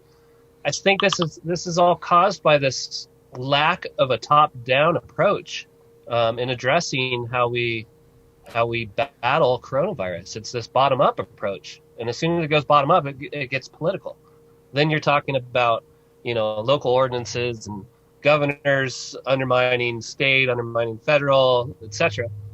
It's just not a good answer, and on a local level, the mechanism doesn't exist to provide any sort of stimulus to keep us alive, to go alongside what it's trickled down to this bottom tier level to tell us what we are and are not able to do because it never happened at the top. Mm-hmm. So now we're all in this really tough spot of how do we do what's best? And I just, for me, I don't have that answer yet. There's some things that I would like to do, but maybe they're right, maybe they're wrong. I don't know. Yeah, well, you've taken in a lot of information since March, and you're one of those guys that kind of just assesses the climate and triage when needed, but plans in place the best that you possibly can. We've got some time with you, as much as you can allow us to have, and I'd like to just go slow with this through March and what you've learned through outbreak within your restaurant to contracting coronavirus itself to today and where we're at, and folks that are looking for relief and just really trying to figure out, what's the best that can be done right now. And again, I know you're speaking just for yourself, but I think your opinion for what you're going to be doing is very valid, and other folks, are interested in hearing it. So let's start back in March 17th when really the shutdowns took place, and walk us through what you've been doing as a business in Grand Junction. As of March 17th, I had Dinner Party, Taco Party, and Ben 707 Food Bar operating. Dinner Party was a 50-seat private dining room that we hosted events several times a month, wine tasting dinners, pharmaceutical dinners, etc. Typically 5-course dinners. We're talking 2,000 square feet that sat 50 people. Apply COVID distancing to that, we can seat 15 people. Needless to say, Dinner Party was rendered completely useless as of mid-March. Taco Party was quick service, still is, quick service, counter service, with a giant garage door for a window in the front of it. We essentially locked our dining room, opened that garage door, and did takeout and delivery through the shortage, or through the closures, and have continued to operate in the same fashion since. We really haven't done much different at Taco Party. Ben 707 Food Bar was lunch and dinner 7 days a week. It's currently dinner only 5 days a week. Beginning last Friday with the level red, we returned back to delivery, which we started last March as well. So we're doing delivery of dinner service only 5 days a week. For the first 2 months of the closures in March, we wrote a separate kind of family meal menu every day, in addition to our full a la carte menu that was available for takeout and delivery. We had a wine club, cocktail kits. We had some of our reserve bottles that we did limited releases to. We did some promotions where we were including glassware with wine purchases. Needless to say, we had a private dining room that was, again, useless, so we had inventory from that. I mean, we were fire sailing everything we could. The biggest move we made, however, when we closed for lunch, it was very important to me that we didn't lose any staff. So the first move we made was to take all of the high-risk staff and put them in the dinner party space, which was closed, and start converting that space into Ben Burger, which is now a counter service burger shop adjacent to Taco Party. So the two spaces use the same POS. The same physical address, but two separate kitchens and two separate rooms. We then took our lunch menu and turned that into, kind of edited that down into something that would travel well, and then reopened Ben Burger with the lunch menu from Ben 707 Food Bar, keeping 100% of our staff employed. Fast forward to the reopenings, we had amended liquor license for Ben 707 Food Bar, so we licensed about 150, 200 linear feet of sidewalk space in front of Ben, and we literally brought our entire dining room outside every day and moved it back inside at the end of service and served close to the same revenue that we were previously doing for a couple of months in the midsummer. We then invested in greenhouses. At Ben 707 Food Bar, we have 7 greenhouses that we got online in October after we reopened from being closed through quarantine for a couple of weeks, with 12 of our staff, that, including myself, that were positive for coronavirus. And now we are back to 7 days a week at Taco Party and Ben Burger. We have location-specific QR codes and a brewery caddy corner from us that we are doing some walk-over delivery for that room, as well as our takeout. Chef, we are still open for in-person dining. Chef, sorry to interrupt. I'd like for you to circle back around to the outbreak that happened at your restaurant and the precautions that you did to take place, and how you were able to see some similarities to that and national averages, and just go through what those numbers looked like, and what you did as a business owner to make sure the responsible things were being done. Well, sure. And, I think this is the most important part of why I think the dining room shouldn't be open, because of the way we saw the virus interact with our staff and what we have left to be able to control that. A big part of this, and Greg, you and I haven't talked about this, but, the Families First Coronavirus Response Act is in existence, and it's expiring in a month. But that allows us to essentially have a tax credit from paying our staff while they're quarantined. So we can continue to pay our staff while they are infected and sick, while we're closed. And then when we reopen, we get a tax credit from our 941 tax filings until that tax credit is used up. We had 12 staff. If you look at the national averages, we were pretty close to that. We had 4 people that had hospitalizations. Of those 4 people, several of them were repeated hospitalizations lasting as much as 5 or 6 weeks from the time that they were infected. We had another 4 staff that had minimal symptoms, 2-3 days worth of symptoms despite the couple of week quarantine. In my case, I never had a fever. I never lost sense of taste or smell. I had a migraine for 3 weeks. As that headache started to subside, I realized I was left with what everyone's calling COVID fog, which is some memory loss and confusion and that kind of stuff, but also weird stuff like rashes, tingly fingers, just a different set of symptoms.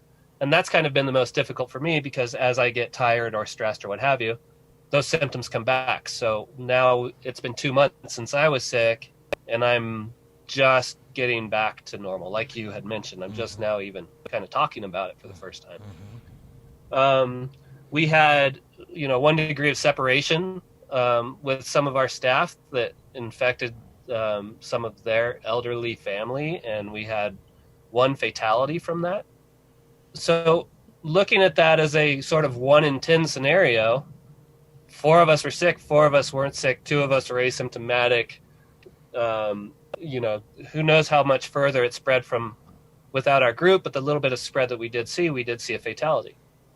Our response, the first person that got a positive test, and keep in mind I have a daily rapport with most of my staff, so the first person that got a positive test came within about 15 to 20 minutes of 2 other people reaching out to say that they felt a little off. We made the call then to close the restaurant. I know that a lot of people aren't closing restaurants on every single instance. In that case, for us, it was at the end of a weekend. It was at the end of a busy time frame, which was Winefest here in Western Colorado, which is a busy time frame. There's a decent amount of staff that work in multiple locations, so it was really difficult, to trace that back even a day or so. The collateral damage could have been a lot higher than it was, with only 20 of our 40 people infected. However, that's also about 25% of our staff. So quite literally, it could have affected every single one of us, and 1 in 4 people were positive. So we closed. We used that coronavirus relief act to take care of our staff while we were closed. To this date, we still have not made any layoffs outside of using the ability to make layoffs to be able to keep our staff safe. Because quite literally, a good portion of my staff is no longer interested in coming to work and pushing every day on the front lines with no protection. And that's what I'm seeing the most of. And it's not that anybody's giving up. It's just that there's no way that we can take care of ourselves, we can protect ourselves, if we put 50 or 60 people outside without their mask, or 20 people inside without their mask. That server works every day, and they see those tables turn once or twice a day. They're seeing 40 people. We have a 15% positivity rate. That means that at any given point, there's a good portion of that is positive inside of our dining room. If you start looking at viral load, if you start looking at what the servers and the bartenders and maitre d' and hosts and hostess and cashiers, what they're dealing with on the front lines, and this is for every restaurant, the one thing that makes restaurants unique is that no other industry allows their guests to come into their business and then take off their masks and congregate. So for us, it's to the point that our servers have been through this. They've been getting tested once a week. They're, the person to the left of them and the person to the right of them may have already been sick and may still have symptoms or may not be able to work because, they can only work 2 days a week because they haven't fully recovered from when they were sick. But we've also now expended what was initially supposed to protect us for a coronavirus outbreak. And as you all know, anyone working in a restaurant, restaurants are closing 1 week per month anymore every time they get somebody sick. And that Families First Coronavirus Response Act doesn't cover a year's worth of trying to respond. It covers a single instance. So there's no relief from that end of it, which means we're all just sitting ducks. I feel like we're burning out each other and our staff and the industry. There's no relief in sight if we, whether we stay open or we close our dining rooms. But I can tell you that right now my dining rooms are open because if I was to close them, I'd be the only person in my community, or I shouldn't say that. I should say one of 2 restaurants in my community that doesn't have in-person dining, and we would be sitting ducks. We might as well just lock it up and call it quits, because somebody that's knocking on the door and finds us closed, it's just going to go to the next person that's open. However, if we were all closed, all of our dining rooms were closed, we would be able to have a response to our guests that started as an equal playing field, right? Whether that's delivery, whether that's takeout, curbside, otherwise. I at least that's a sustainable business model that I think that we could continue through the winter. We could find creative ways to keep staff employed. We could adjust our hours of operation, our days of the week of operation, so that we could keep our shifts filled so that our staff could keep working. With what's happened with the Liquor Enforcement Division and their licensing, at this point, as long as a server has car insurance and is certified for $30, they can become a delivery person. In March, when we did this, I had to, I spent $10,000 insuring my staff so they could drive. We no longer have to do that. We have some other tools that as business owners, restaurant operators, we can switch to. At no other time have we been able to do what we can with alcohol. We can capitalize on that. If our dining rooms weren't full, we can provide other ways to take care of our guests.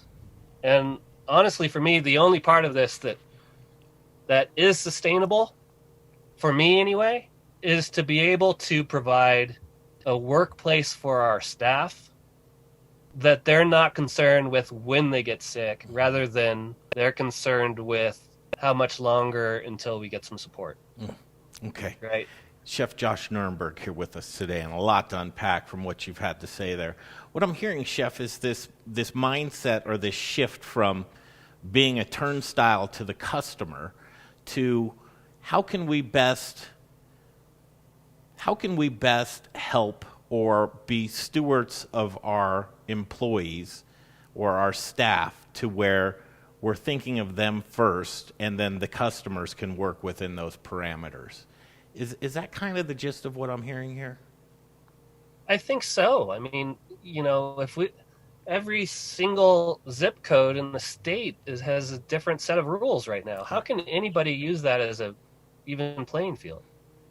And I keep coming from Western Colorado. It's not that we have thousands and thousands of people in the hospitality industry. We have a very small group of people in the hospitality industry, and nobody's wanting to get into that industry right now. So that's a burnout scenario. Say we financially make it through this, say we keep customers open or closed, there's not going to be a workforce on the other end of this if we continue. And that's not just for where I am, that's most of the state. Yeah. So concentrating on just a few things and doing them very well, and having this consensus. And again, I would love all restaurant owners to respond to this and give us feedback about it. You have a variance in Grand Junction, and that variance is what again, 50% capacity or? Yeah, we have 50% capacity, and somehow that variance doesn't decrease with the dial. Mm-hmm. So we've had a 50% occupancy this entire time. Sure. And when we went from yellow to orange and orange to red, we stayed at 50%. Yeah. So I know Arapahoe County is trying to appeal to their commissioners to lobby for that same type of variance through the governor's office. Was that variance granted because of the voice of the citizens in Mesa County? Tell me how that variance came about.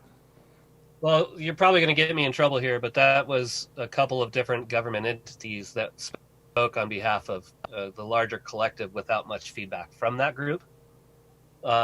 We tried to actually do some outreach here locally within the restaurant community, and it was just fell on deaf ears about what we would like to see. So I really don't have much feedback to how that came to be. It is worth noting in this conversation, it trust me when I say that I completely understand that I'm sitting here with my dining rooms open, arguing to be closed to a bunch of people that have closed dining rooms. That sounds completely ridiculous. I'll also say that at 6:30 p.m. on Friday night, I had 8 covers sat inside between 3 different dining rooms. And the cost of staffing those dining rooms to be in business was far greater than the cost to do those same sales as takeout and delivery. So the efficiencies, none of us can afford to not be running as efficient as possible. And at this point, having our dining room open for us is completely inefficient. That was going to be the absolute setup for the next question that I was going to ask you. So as we all try and make sense of this, and I think the one thing is okay, I'm in this county and Bob's in the county across the street, and literally the division is the street. They have different restrictions and variances, and I have different restrictions that I follow. The message is different. The treatment of this is different. But how do restaurant owners, bar owners, come to a consensus of what's best for the restaurants and bars, whether it be closing the dining rooms or having them open? Just that collective voice that does even that playing field and make it so that the directive is clear on what to do. It's too confusing of a question to pose to anybody right now because we're working in so many different directions. But I'm seeing this civil unrest happen, and I'm seeing some restaurant and bar owner, and we'll just go to, we won't cap it at restaurant and bar owners, just small business people, seeing the division between them and big business operations and it getting greater and greater, and seemingly no rhyme or reason. It just looks like they're being picked on. What's your perception of that? Well, everything I've said so far, what I've said so far has been completely my opinion of what I think we should collectively be doing. But Carolyn and I had a conversation last week about this, and I'm not trying to be a spokesperson for the industry. I'm just trying to share what I've come to the conclusion of. Sure. Through my own instances. And that said, the ability for each municipality to have a variance is something that we really haven't seen statewide. Every municipality has that opportunity. Several of them have not capitalized on that. But whether that variance is last call or whether that variance is type of industry, why is a distillery different from a winery is different from a bar or what have you? I think that working within those municipalities to create variances that work for where they are is probably the best and smartest move that all of us can make, so that we all kind of can speak that language, I guess. Who's opening cans? Is someone pounding beers near you? Do you hear that? You don't hear that? Maybe that's on our end. I'm hearing. There's nobody else in this thing. I know we're hearing beers like there's somebody sitting back pounding beers. I know it's not Jay. He hasn't had a drink in 4 years. So it's one of these things, and it's frustrating for me as I get people far and wide reaching out via email, instant messages, DMs, you name it, with frustration of what's next. What do we do next? Is it a hurry up and wait? Just wait for relief on either a federal. We know it can't happen on a local level. There's not enough money in the state coffers to be able to subsidize people for their shutdowns. What do we do as a community? And I think that if there's anything, it pulled back the scab, Chef, on how important our communities are to us and how much we need to look out for our own survival. But where do we go from here? Where do we go? Well, I don't know. I don't have that answer. You know, I mean, I was looking for it. I told you that soundbite that you played earlier. You know, what happens within our restaurants is no longer in my control. I started today by going through this laundry list of these moves that we made. And we've made those moves. You know, we've got amended dining areas. We've got takeout. We've got delivery service. We've got, you name it. We've addressed our packaging. Our websites is optimized as possible. You can order food for takeout or delivery from 37 different apps at this point, right? Mm-hmm. I don't think we're in control of this anymore. So then it just becomes a conversation of where the ripcord is.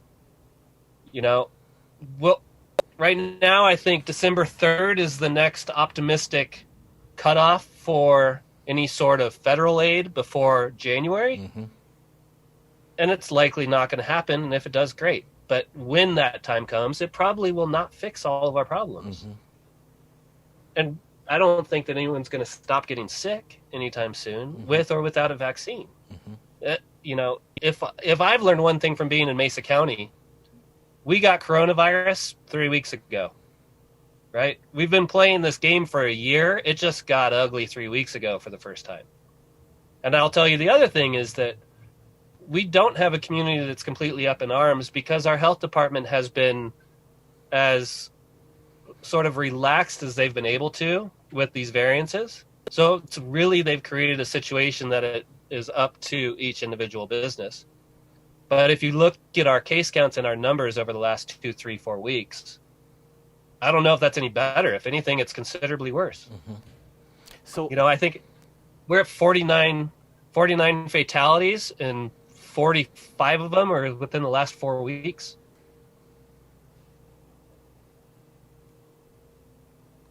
So, as we look into the next chapter of this, and you talk about a little bit of loosened regulations there in Mesa County, and you've been through all aspects with an outbreak, contracting coronavirus itself, exposing your family to it. Staff's very important to you as well as your business too.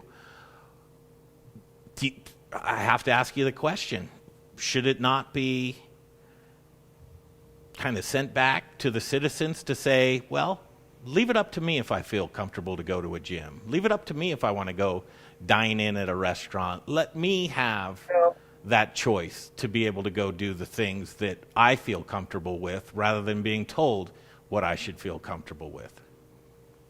In my experience, there's no reason for any guest to feel unsafe dining in a restaurant anywhere. With you know, following some basic protocols, 6-foot distancing, etc., I believe the viral load that a guest has the opportunity to pick up from other guests inside that dining room is slim. Mm-hmm. The other side of that is the ability for employees, for our industry, to get sick from guests inside of our dining rooms is exponentially higher.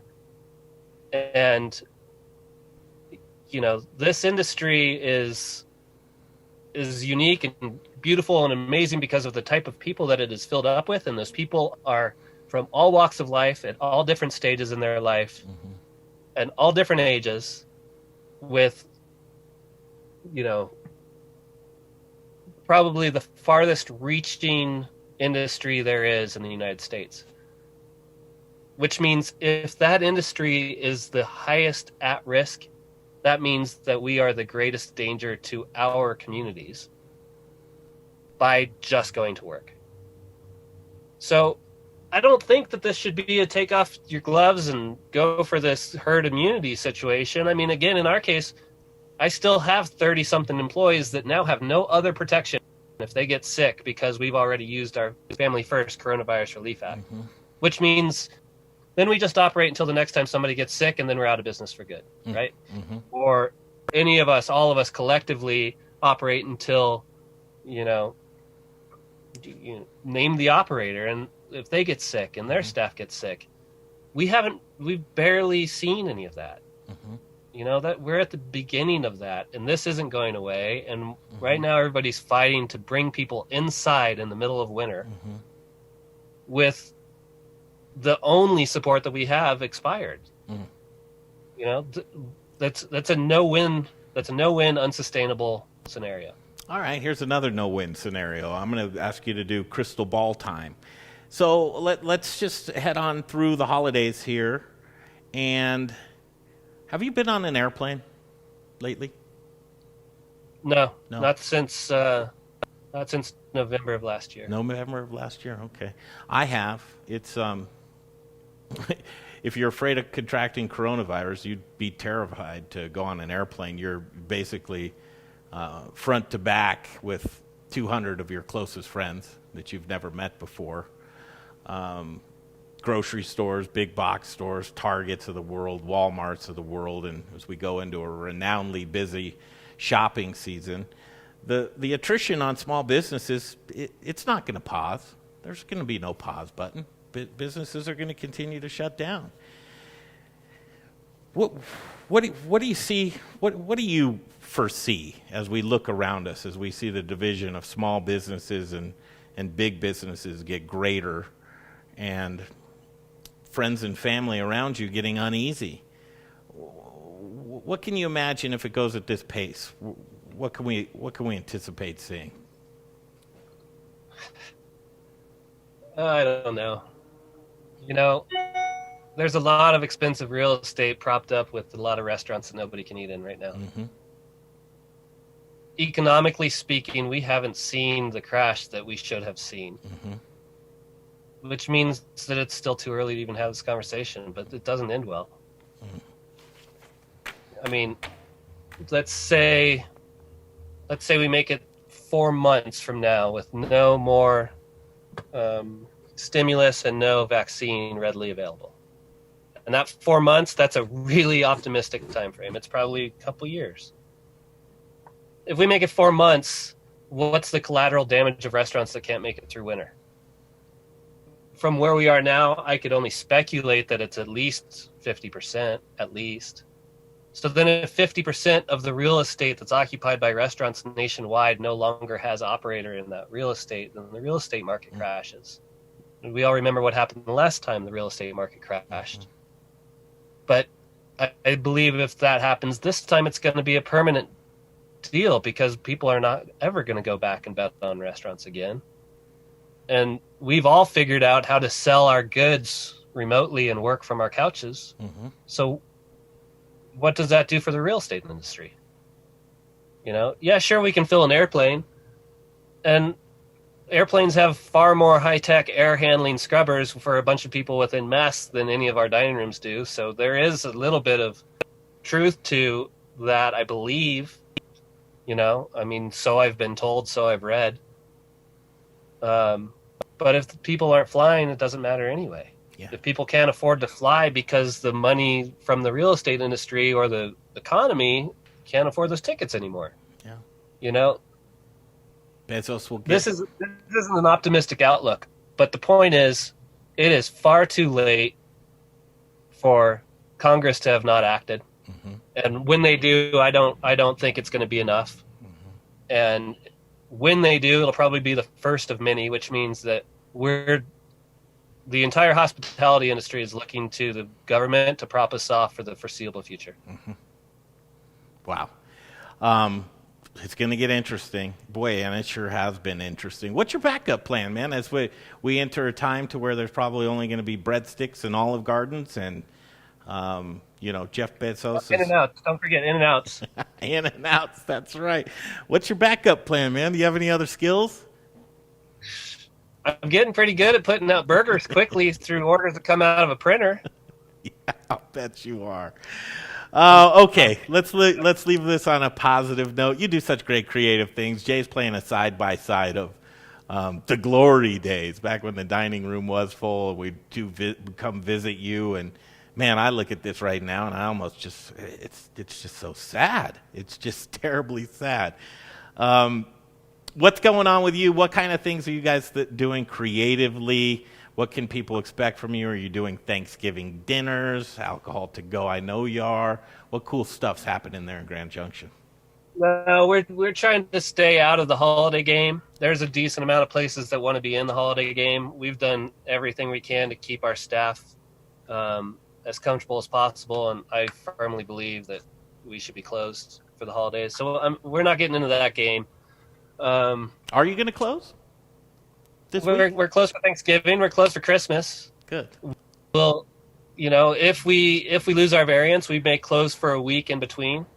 From creativity side, I'm on social over the last couple of days. I've posted some food photos, which is staging for our websites. I mean, we spent 6 months staging food photos into takeout boxes. What's up with the wine project, though? You said you had something cool that's coming up. Well, Garrett from Carlson Vineyards and the couple of the bin crew and our friends from Consume and Create all kind of partnered together to launch this wine brand called High Desert Wine Lab. That was 2-3 years ago. Sweet. And Ben has always been pretty early adapter, if you will, to different wine trends. So, we were really early with orange, with natty, with all that stuff. And I think I believe that wine is an agricultural product rather than a luxury product. And I think that Garrett shares those beliefs. So he's taken that opportunity to explore some orange wine with Colorado grapes. And I think that picture was one of the first samples of it. It's pretty exciting. How was it? It was killer. It was awesome. It was like opening a bag of dried apricot. Mm-hmm. It was such a unique, interesting aroma, but the balance and the mouthfeel was just awesome. But if that continues to function as it has been, hopefully we'll see those in bottles within the next couple of months. Out of his tasting rooms and out of our restaurants, and if it's successful, we'll go from there. But it's that's why we're here. We're in Western Colorado, so we can play with produce. So we've got access to grapes and wine and everything else, and no matter what, still what's driving our menu. That's all I want to talk to you about. I don't want to talk to you about this crap.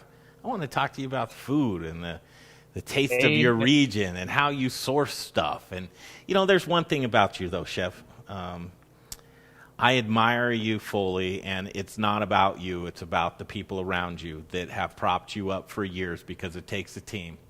And you recognize that you're not just that team. It's everybody around you, and you sure take care of everybody around you.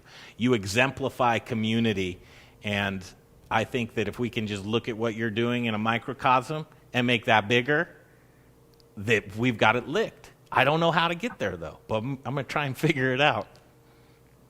Well, I think if there's any takeaway from any of this conversation or anything moving forward, is that there's a lot of tools with these variances and regionality that it's just not being employed yet, and I think that there's opportunity there. So it's like a full-time job keeping up on these It's a full-time job keeping up on these dials and these variances, and it is. You know it is, and I have no idea how you have such a great grasp of it. And if this is you with a cloudy mind and a little foggy, man, I don't know. You run circles around me any time of the day. Much love and respect. You and your beautiful family, keep kicking, man, and just do what Josh does, man. Keep it going. Well, thanks, Greg. Thanks for the kind words, and thanks, Jay, and thank you guys for doing what you do. Hang in there. Keep telling the story. Yeah, you bet, man. No answer. I wish I had answers. I don't. All we can do is be a pneumatic tube for people to come in and hold this conversation. So thanks for your time today. Yeah, absolutely. Have a good one. Take care, guys. You too, Chef Josh Nurenberg. I don't know, man. He's it, right? Yeah, man. He's a quick whip and a good dude, and you just feel for everybody, you know. I keep trying to get the ending questions that I ask are look into your crystal ball. What do you see that's next? All the things that you're looking at, Orchard Park, New York, business owners getting together. Mm-hmm. I mean, I think running the bureaucrats out of their business. You know, doing the show every day. You've asked that question before, right? Nobody time has to an time. answer. Well, here's the thing: it's like the longer that this goes on in the realm of bizarre government doing stuff that everybody just goes, "What? I just don't get that." You know, like I get protection. It's like the longer that goes on, those crystal ball questions are like, you know, you tell me. Like I had a prediction a month ago. And it's totally different today. The tough stuff right now is seeing these large corporations profit off of the shift of those dollars that would go to the large corporation or that would go to the small businesses that are going to the large corporations because of these restrictions. I don't know what's going to happen next, but I guarantee as you sit from your armchair, your sofa at home, and you're watching the evening news and you're watching people storm the businesses and not create any social distancing and sometimes, you know, no mask. I mean, whatever it happens to be, you're going to see that division increase. Small businesses closing doors, big businesses getting bigger. I don't know what's next, but I do know we want to hear from you. themoderneater@gmail.com. We're going to continue at this on this holiday week. I know, Jay, you want to just take it easy. Hang out in your britches this week. Did I say britches? Did I? My skivvies. In your skivvies. My skivvies, as Stephen Gould would say. I mean, we're going to keep it going. Yeah. We had, we pushed Chef Taj around today, Chef Tajahi Cooke from Miss Betty's Cooking. Apologize. We'll have him back. I'm talking to him now. Tomorrow he's down at Broadway Market putting together these 2,000 meals that they're giving away for Thanksgiving on Thursday. And him and his lovely wife, Danielle, this is the second annual. And I wrote the name down on the back of that piece of paper. I didn't write it on my side as far as what it's called. But it's the second annual for his business of doing meals during the holidays. And if you read the 303 article in the 303 magazine, it gives you a lot more detail about Chef Cooke and his wife and the awesome things. And they're working with Chef Jesusio over there at Broadway Market. Justin Brunson at River Bear American Meats donated product to these meals as well as a handful of other contributors. So it's just a really good thing. And it's something that we need more of, especially nowadays. And Chef Cooke, I'll reschedule it. Chef Tajahi Cooke. Yeah, grab this here. I want to put this right next to me. As we close up today, here's our hashtags. This was one. I mean, it came to me because truly, there's no time for partisan politics. There's just no time for that at all. People need to put down the politics and pick up the small business more than ever. You saw months and months inundated Hickenlooper commercials, Gardner commercials, Trump, Biden. Just vote for me. Here's what I'm going to do. Where are we now?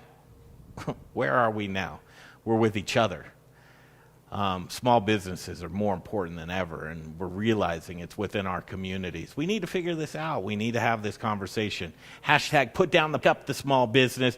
That needs to happen, and I'm a firm believer in safer at restaurants. Restaurants are doing it right, you guys. I'd rather be at a restaurant than at Walmart. 100%. 100%. I'd rather be at a restaurant than on an airplane. Yeah, I won't get on an airplane anyway, but I'd rather be at a restaurant than fill in the blank. And I know you would too. Hang in there. Lift each other up. Encouragement. I'm getting chefs and owners.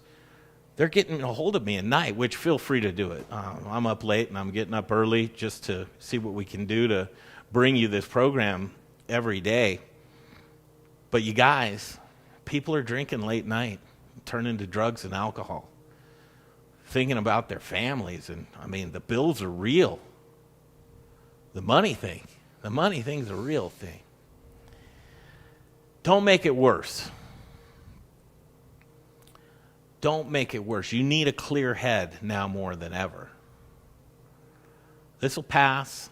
You've heard that 1,000 times. You've heard we're all in this together. Well, I'd like to tell you that I don't know who the collective we're all in this together, but here in a community, we have a great community. Colorado is an amazing place. But the voice needs to be collective. Now, you're seeing, I mean, Orchard Park, New York, didn't that was pretty striking.